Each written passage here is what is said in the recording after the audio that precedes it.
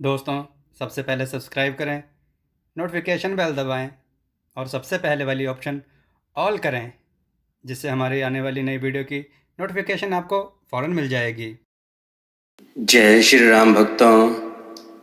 दोस्तों, 80% से ज़्यादा लोग हमारी कथाओं का आनंद उठाते हैं, परंतु चैनल को सब्सक्राइब नहीं करते।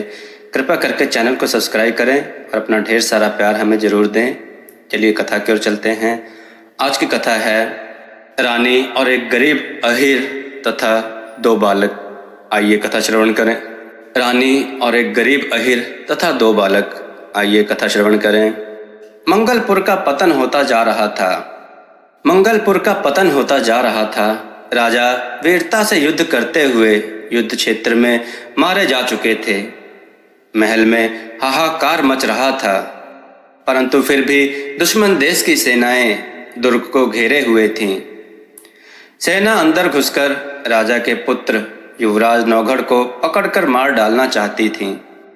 राजमंत्री ने दुर्ग का गुप्त द्वार खोला और रानी को राजकुमार के साथ बाहर निकाल दिया। रात्रि के घने अंधकार में अपने पुत्र को शत्रु की सेनाओं की आंखों से बचाती हुई रानी एक गरीब अहीर के द्वार पर खड़ी थी। उसका नाम देवायत था। मुझे पहचानते हो भैया? रानी ने गृह स्वामी से पूछा। अपनी रानी माता को कौन नहीं पहचानेगा, देवायत ने जवाब दिया। और इसे रानी ने युवराज की ओर संकेत करते हुए अहीर से प्रश्न किया। हाँ हाँ, क्यों नहीं, यह युवराज है ना? कहिए, कैसे आगमन हुआ मेरी झोपड़ी में? क्या आज्ञा है मेरे लिए? उसने हाथ जोड़कर प्रश्न किया। हम तुम्हारी शरण में आए हैं भैया, रानी ने उत्तर दिया। यह तो तुम्हें मालूम ही होगा कि अपने राज्य का पतन हो चुका है और तुम्हारे महाराज मारे जा चुके हैं। अब शत्रु तुम्हारे इस युवराज की जान के भूखे हैं, वे इसकी तलाश में हैं। आप चिंता ना करें रानी माता, अहीर ने कहा। अंदर आइए, मेरे घर में जो कुछ रूखा सूखा है वह सब कुछ आपका ही दिया हुआ तो है। अहीर ने रानी को अपने घर में आश्रय दिया। वह जानता था कि उसके राज्य पर शत्रुओं का अधिकार हो चुका है और इसलिए राजवंश के किसी भी व्यक्ति का पक्ष लेना उसके लिए महान संकट का कारण बन सकता है। किंतु वह राजपूत था और शरणागत के प्रति राजपूत के कर्तव्य को निभाना भी जानता था। और यही कारण था कि वह पहले रानी और युवराज को खिलाकर स्वयं पीछे खाता और उन्हें शैया पर सुलाकर स्वयं धरती पर सो जाता। पर बात कब तक छिपती? आखिर शत्रु को अपने गुप्तचरों द्वारा पता ही लग गया कि राज्य की रानी और उनका पुत्र अहीर के घर में मेहमान हैं। अगले ही दिन दुश्मन देश की सेनाओं ने अहीर के मकान को घेर लिया। अहीर, सेनापति ने कड़क कर पूछा, कहाँ है राजकुमार? मुझे क्या पता अन्नदाता, अहीर ने हाथ जोड़कर नम्रता से उत्तर दिया। झूठ ना बोलो, सेनापति ने आंखें तरेरते हुए कहा, नहीं तो कोड़ों की मार से शरीर की चमड़ी उधेड़ दी जाएगी। जो चाहे करो मालिक, अहीर ने उत्तर दिया। तुम्हारी क्या इच्छा है?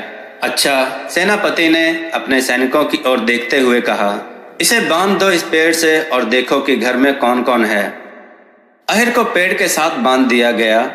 सैनिक घर में घुसकर उसकी तलाशी लेने को तैयार होने लगे। अब क्या होगा? अहीर मन ही मन सोचने लगा। सामने ही तो बैठे हैं राजकुमार, कैसे बच पाएंगे वे इन यमदूतों के हाथों से? और दूसरे ही क्षण उसने एक मार्ग खोज लिया। ठहरो, वह पेड़ से बंधा बंधा ही चिल्ला उठा, मैं ही बुलाए देता हूँ राजकुमार को। घर में घुसने वालों के कदम रुक गए। अहीर ने पत्नी को पास बुलाया और उसे संकेत से कुछ समझाया और फिर बोला, जा देख क्या रही है। राजकुमार को लाकर सेनापति के सामने खड़ा कर दे। पत्नी अंदर गई। नौगढ़ और उसका पुत्र घर में एक साथ खेल रहे थे। उसने अपने पुत्र को उठाया, उसे छाती से लगाया, उसका मुख चूमा, उसे कुछ समझाया और फिर राजकुमार के वस्त्र पहनाकर सेनापति के सामने उसे बाहर ले आई। क्या नाम है तुम्हारा? सेनापति ने पूछा। नौगढ़, अहीर के पुत्र ने निर्भयता के साथ उत्तर दिया और दूसरे ही क्षण सेनापति की तलवार से उसका सिर कटकर पृथ्वी पर जा गिरा। शत्रु की सेनाएं अहिर को वृक्ष से खोलकर लौट गईं, तो तब तक अपने आंसुओं को अपने नयनों में दबाए हुए अहिर दंपत्ति बिलख उठे। रानी भी बाहर निकली और राजकुमार भी, किंतु वहां उन्होंने जो कुछ भी देखा उसे देखकर वे सब कुछ समझ गए। यह तुमने क्या किया भैया? रानी चीख उठी। वही जो मुझे करना चाहिए था रानी माता, अहिर ने रोते हुए उत्तर दिया। मैं गरीब हूं तो क्या हुआ, हूं तो राजपूत ही। दोस्तों, शरणागत के लिए बलिदान की ऐसी गाथाएं हमारे हिंदुस्तान के इतिहास की एक विशेषताएं हैं। दोस्तों, आपको यह कथा कैसी लगी? अपने विचार और सुझाव कमेंट में जरूर दें। हमारी कथाओं को लाइक करें, हमारे चैनल को सब्सक्राइब करना ना भूलें। हमारी कथाओं को शेयर जरूर करें, जिससे लोगों को उत्तम ज्ञान प्राप्त हो। जय श्री राम भक्तों।